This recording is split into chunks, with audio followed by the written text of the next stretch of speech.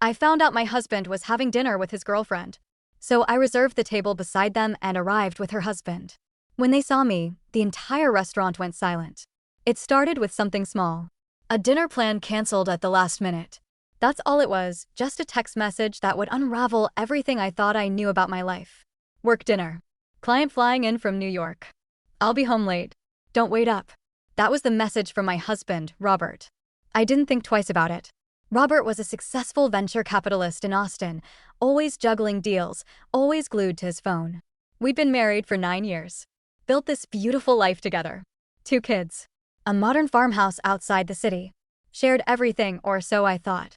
But something about this cancellation, the timing, the tone of that text, it didn't sit right with me. That night, I sat in our living room, watching our youngest sleep on the baby monitor, and I felt it. That hollow feeling in my chest. The one you get when something's wrong, but you can't quite put your finger on it. I told myself I was being paranoid. Robert was faithful. We were solid. Weren't we? Then I saw it. His iPad was sitting on the kitchen counter, and the screen lit up. A message notification. Out of habit, I glanced at it, and the words hit me like a physical blow. Tables reserved, babe. Can't wait to finally have you to myself. My hands went numb. I picked up the iPad with fingers that weren't quite mine. The message thread was there, hundreds of them. Late-night selfies. Inside jokes I didn't get. Explicit photos. References to secret hotel stays in San Antonio. And tonight's dinner wasn't at some corporate restaurant. It was at Francesca's, the same upscale Italian place where Robert and I had celebrated our 7th anniversary. The name attached to the messages was Brandon Wheeler. I knew that name. He wasn't some business contact. He was married.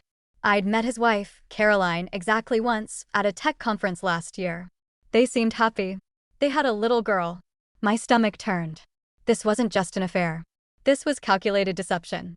This was our entire life being systematically dismantled while I was home folding laundry and helping our daughter with homework. I stared at the last message again, tables reserved, babe. Can't wait to finally have you to myself. And something inside me shifted. Something cold. Something dangerous. I closed my eyes and took a breath. My hands stopped shaking. And in that moment, I made a decision that would change everything. I wasn't going to cry. I wasn't going to yell. I wasn't going to confront him with anger or tears or that desperate, pleading energy that women are supposed to have when their worlds fall apart. No.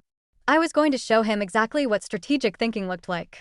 My husband had spent years teaching me about leverage, about timing, about understanding your opponent's weaknesses. He told me countless stories about business negotiations, about how the person who controls the narrative always wins. Well, tonight I was taking control.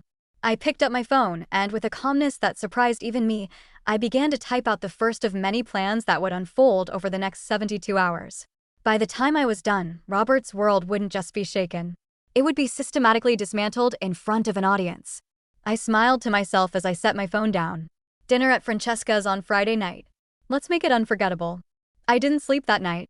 While Robert was out with Brandon, whispering across candlelight and probably making promises he'd never keep, I sat at our kitchen table with a glass of wine and my laptop. Not broken. Not crying. Not shattered. Calculating. I spent 9 years supporting this man. 9 years. I'd put my own career on pause when I got pregnant with our first child. I'd stayed home through sleepless nights and ear infections and the kind of exhaustion that makes you forget what it felt like to be yourself. Robert traveled for work constantly, and I was the one who managed everything here, the house, the kids, the endless logistics of a life built on his ambition. I was the one who'd suggested the fertility treatments when we struggled to have our second child. I was the one who'd supported him through his anxiety about whether he'd be a good father. And when his business partner nearly bankrupted them 3 years ago, I'd been the one who convinced him to keep going, who believed in him when he didn't believe in himself. And this is what I got. A secret affair with a married man. Lies every single day. A husband who could smile at me over breakfast and then spend his evenings planning romantic dinners with someone else. Not anymore. The next morning, I made my move. I called Francesca's at 9 a.m., my voice steady and calm. A man answered, the maitre d', I assumed. Good morning. I'd like to make a reservation for 2, I said pleasantly. For this Friday at 7:30 p.m. Do you have availability? Let me check, ma'am. Yes, we do. What name should I put that under? Jessica Richardson. And I need to request a very specific table. I'd like to sit directly beside the table reserved for Brandon Wheeler. He should already be on your books. There was a pause. I could almost hear him checking the reservation system. Yes, I see Mr. Wheeler's reservation. 2 people, 7:30 p.m., window table. Perfect, I said. Put me at the table right next to him. Closest one you have. And please note that I'd like to be seated at the very same time. It's important. Of course, ma'am. I'll make that special note on your reservation. Thank you so much, I said, and I hung up. That was step 1. Step 2 was harder. I took a deep breath and opened my phone to search for something I'd hoped I'd never need to do. I found what I was looking for: the phone number for the Austin Country Club's administrative office. I called and asked for a specific piece of information: the home phone number for Caroline Wheeler, Brandon's wife. The person on the phone hesitated. Ma'am, we don't give out member information. I understand, I said. Could you just tell me the best way to reach her? It's a matter of some urgency. A mutual friend is trying to coordinate something as a surprise. They gave me her number. My hand hovered over the phone for a moment. This was the point of no return. Once I made this call, everything changed. There would be no going back to a normal confrontation, no private conversation between Robert and me to work things out. I was about to blow up 2 marriages and blow the doors off a carefully constructed lie. I thought about my daughter asking why Daddy wasn't at her soccer game last week.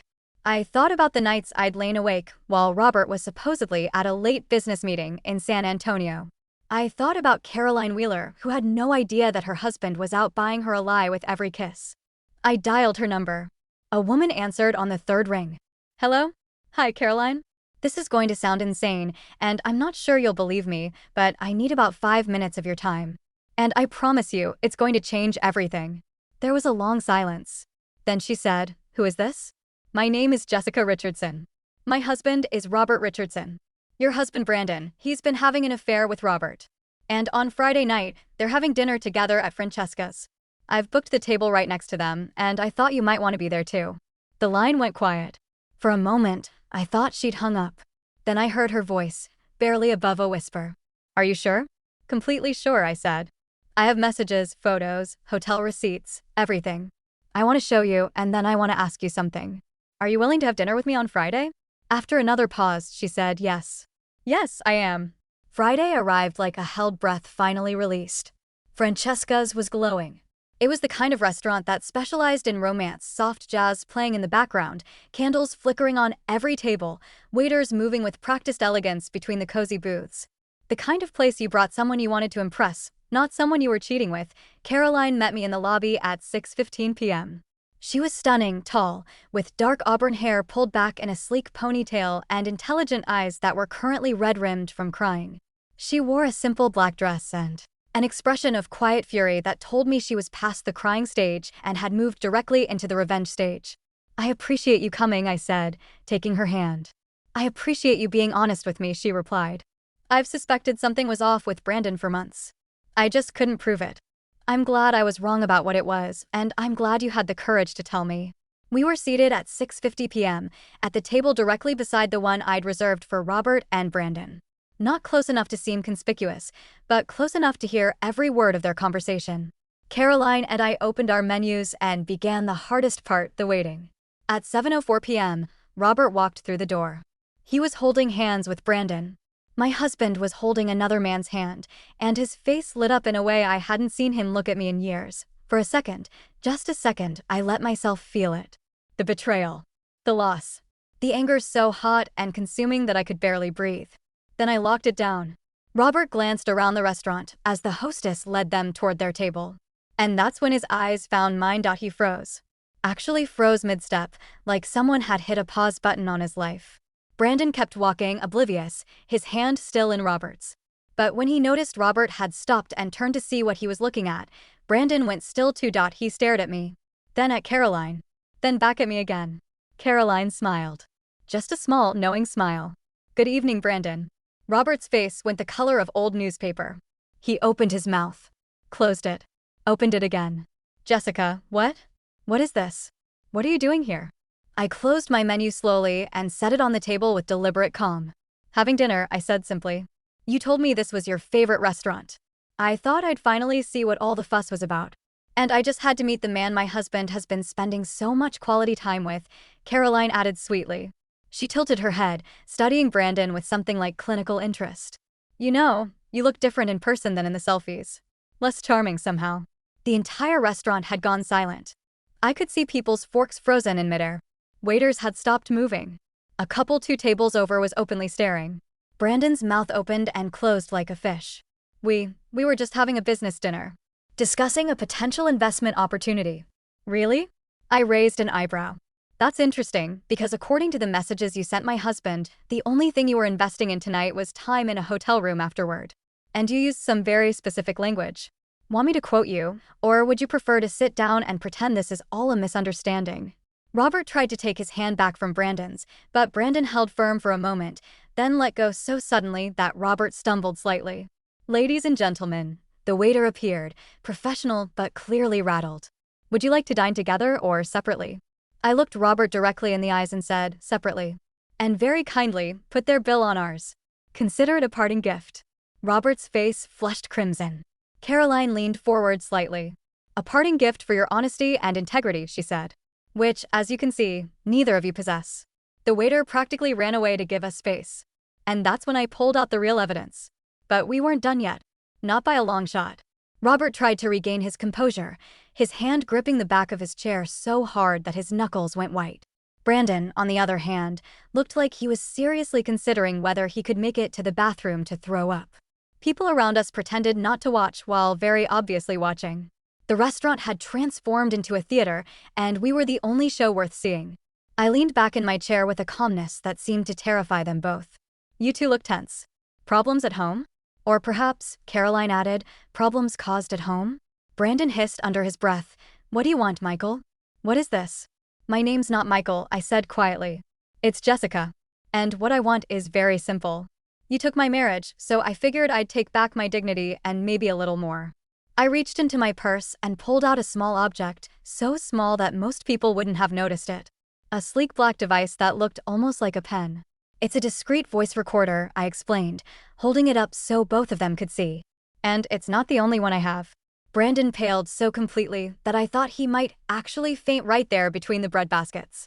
Everything from your hotel room last Thursday is recorded, Caroline said calmly. She pulled out her phone and scrolled to show them screenshots of texts and emails. All of it. Dated, time-stamped, archived, and backed up to the cloud with redundant copies. Robert's face went from red to white to a shade of gray I'd never seen on a human before. You were spying on me, he whispered. I was documenting evidence, I corrected. There's a difference, though I understand it might be confusing for someone who doesn't understand the concept of honesty. You see, in the state of Texas, divorce court takes infidelity very seriously, especially when minor children are involved. And you've handed me everything I need. She's filed for divorce already, Caroline said, her voice dropping to something more dangerous. She wasn't angry anymore. She was past anger. She was in that cold, clear place where a person sees exactly what needs to be done and does it. The papers are being served to your office on Monday morning, Brandon. This dinner tonight? This is just the final nail in the coffin. You said you talked to her first, Brandon stammered. You said you wanted to warn her first before I lied, Caroline said, and she smiled. It wasn't a warm smile. Just like you lied to me. For 4 years. Just like you've been lying every single day. The waiter approached hesitantly, navigating the minefield of our table like he was crossing a war zone. Shall I bring the wine you ordered, sir? I looked up at him and said, yes. Bring your most expensive bottle. The 1992 Barolo if you have it. Brandon made a scoffing sound, a weak attempt at bravado. Expensive wine won't fix this. You're right, I said, turning to him with a smile. But I'm not drinking it to fix anything. I'm celebrating my freedom. There's a difference. The wine arrived. I poured a glass for Caroline, then for myself. Then I raised my glass toward the 2 men sitting frozen at the table beside us. To 2 endings, I said. May they come swiftly, and may they come with consequences. Robert looked like he might faint. Brandon stared at the tablecloth like it held the answer to his life falling apart, which, in a way, it did. The restaurant erupted in hushed whispers. Some people actually clapped. Soft, subtle applause, like they were acknowledging what they'd just witnessed, not just a confrontation, but a masterclass in turning the tables. Caroline clinked her glass against mine. And for the first time in 9 years, I felt like I could breathe. I woke up the next morning to a phone that wouldn't stop buzzing, over 70 messages. 53 missed calls. My email was flooded. My social media was blowing up. And I had no idea why. Then I saw it. A Reddit post titled, "Cheaters Get Served." Literally. The video had 2.3 million views. 2.3 million people had watched what happened at Francesca's last night. Apparently, a woman at the restaurant had filmed the entire encounter on her phone. And she'd uploaded it. I scrolled through the comments as I drank my coffee, my hands shaking slightly, though whether from anger or vindication, I wasn't sure. "This is legendary," one comment read. 100% this man deserves an Oscar. The calmness of it? The strategy? "I've never been more attracted to competence in my life," another said. Someone had tagged the post across 12 different platforms. It was on TikTok, Instagram, Twitter, Facebook. My face calm, composed, devastating was everywhere. Robert's face, pale and shocked, was everywhere. Brandon's expression of complete and utter defeat was being shared in group chats across the country. The tag "cheaters get served" was trending nationwide. The fallout was immediate and brutal. By Monday morning, Robert's venture capital firm had issued a statement saying they were evaluating his employment status. By Tuesday, he'd been formally asked to resign. His clients were withdrawing. His business partners were distancing themselves. The man who'd spent his entire adult life building a reputation had watched it evaporate like morning dew in the Texas heat, but it was worse for Brandon. His company, a mid-sized tech startup where he served as COO, had called a mandatory all-hands meeting. They played the video. His employees watched their executive officer get publicly humiliated. By Wednesday, he'd been terminated for conduct unbecoming of a company officer. The company issued a statement saying they do not condone infidelity or deceptive behavior in or out of the workplace.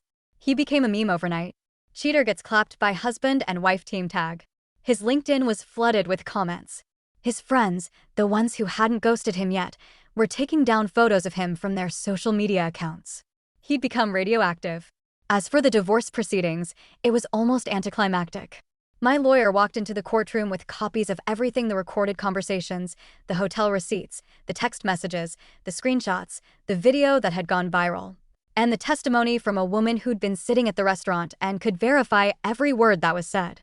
The judge, a woman in her 60s who'd clearly seen enough of this case on social media to understand the severity, listened with an expression that grew more disappointed with every piece of evidence.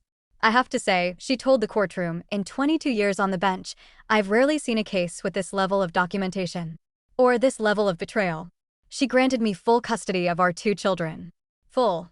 Not shared, not split, not we'll figure it out in 6 months. Full custody." Robert was given supervised visitation with his own children, and ordered to pay alimony and child support that would have made his law team weep if they still had a law team. As I left the courthouse, I saw Robert standing on the steps with his mother, both of them looking like they'd been hit by a bus. For a moment, just a moment, I felt something. Not pity. Never pity. But maybe something like the faintest echo of what we'd had once. And then it was gone. A month after the dinner, Caroline and I met again at a quiet Thai restaurant across town from Francesca's. Not as allies against a common enemy anymore, but as 2 women who'd survived the same catastrophic lie and lived to tell about it. "I got the house," she told me, stirring her green curry slowly. "And his retirement accounts. And the Mercedes.